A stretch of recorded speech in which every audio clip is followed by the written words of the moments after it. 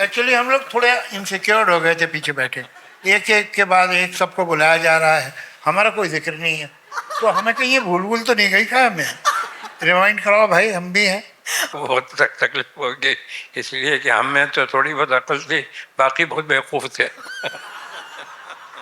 तो हम लोग झोपड़पट्टी में भी गए थे, माहिम की सागर साहब के साथ था कि एक वक्त का खाना पक्का हो गया था। आपके सामने वो लोग आराम बैठ रहे।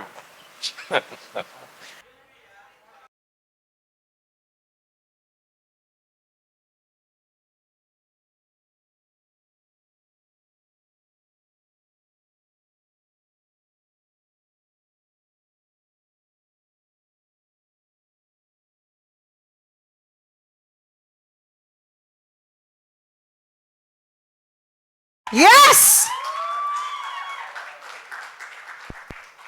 I'm sorry, man. There are a lot of good looking men in this room, but they have to be the best looking. Give them a round of applause.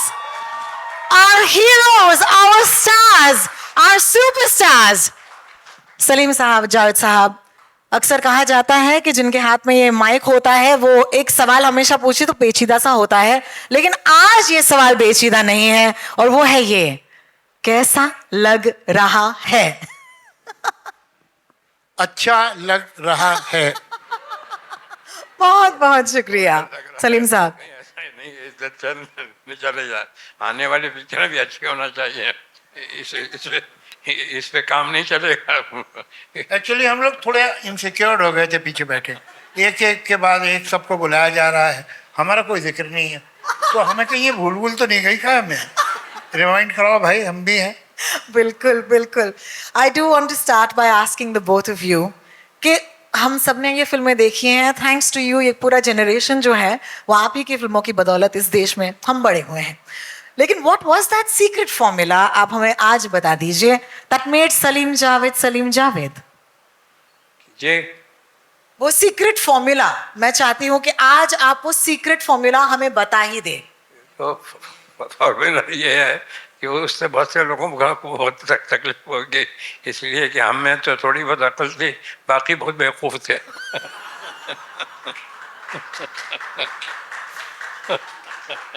They don't make men like these anymore, let me tell you that.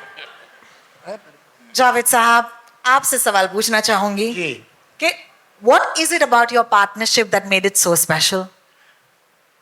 I mean, ultimately the result, but you see, it was not planned, it was not organized, it was not on a very conscious level decided that we'll do that. It just happened.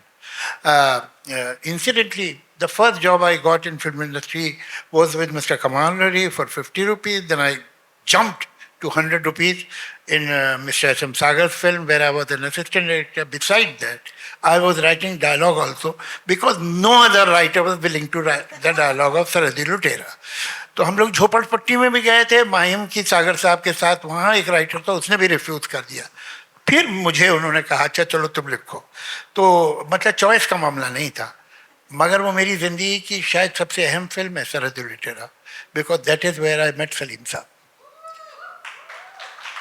Salim साहब उस picture में romantic lead कर रहे थे और मैं dialogue लिखता था, और मुझे इतना परेशान करते थे वो डायरेक्टर साहब और प्रोड्यूसर साहब कि मैंने तय कर लिया था इसके बाद मैं नहीं लिखूँगा। मगर मुझे कॉन्स्टेंटली जो हिम्मत दी और अप्रिसिएशन दिया वो सलीम साहब ने कि आप अगर इस पिक्चर में ऐसे डायलॉग लिख सकते हैं तो आप सोचिए कोई ठीक पिक्चर होगी तो आप क्या करेंगे, आप राइटर बनिए। तो ये खैर बात ख़त्म हो गई। उसके बाद इत्तेफाक है कि मैं बांद्रा आ गया एक दोस्त के यहाँ, और उसके साथ रहता, किराया वो देता था, मैं रहता था। तो सलीम साहब का घर पास में था, तो सलीम साहब के घर जाने लगा सारी मोहब्बत के साथ। एक ये था कि एक वक्त का खाना पक्का हो गया था। तो फिर हम लोग बैठते थे, कहानियाँ वानियाँ सोचते थे।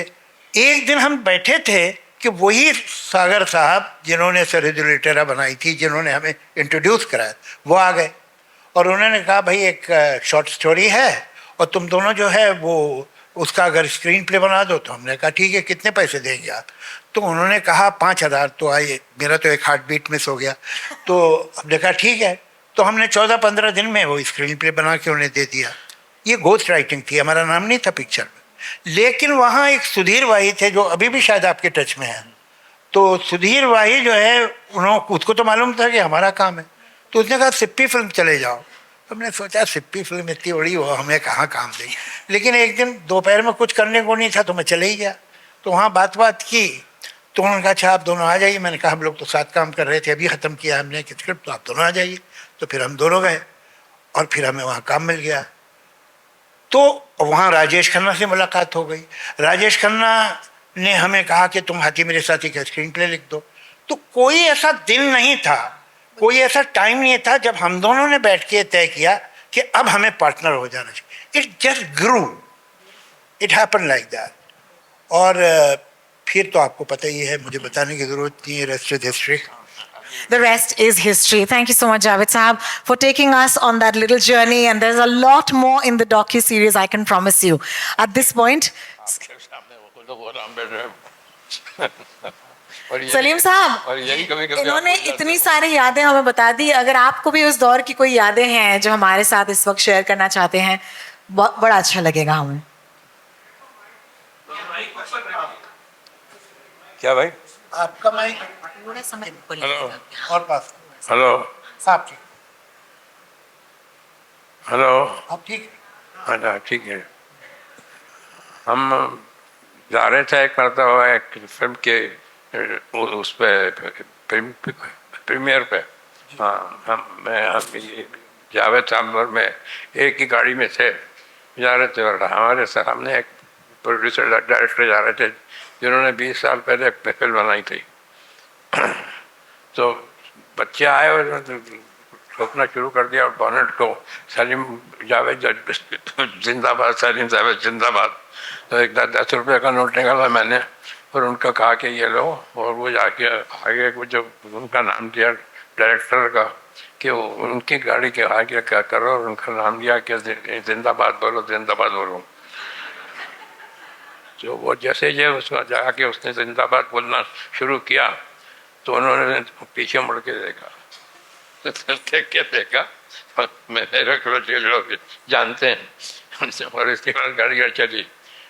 तो इंटरवल में जब सिगरेट पीने निकले तो हम लोग ढूंढ रहे थे कि हम कहाँ हैं। तो उसके बाद हम दिख गए उसे, तो घुमा फिरा के, जैसे आपने भी अभी थोड़ी देर पहले कहा था लोग जानते हैं और आदमी जानता है। तो थोड़ी देर बाद वो हमारे पास आके खड़े हो गए कि नहीं यार, अल्लाह का शुक्र है कि 20 साल हो गए मेरी पिक्चर, मेरा बच्चा जानता है।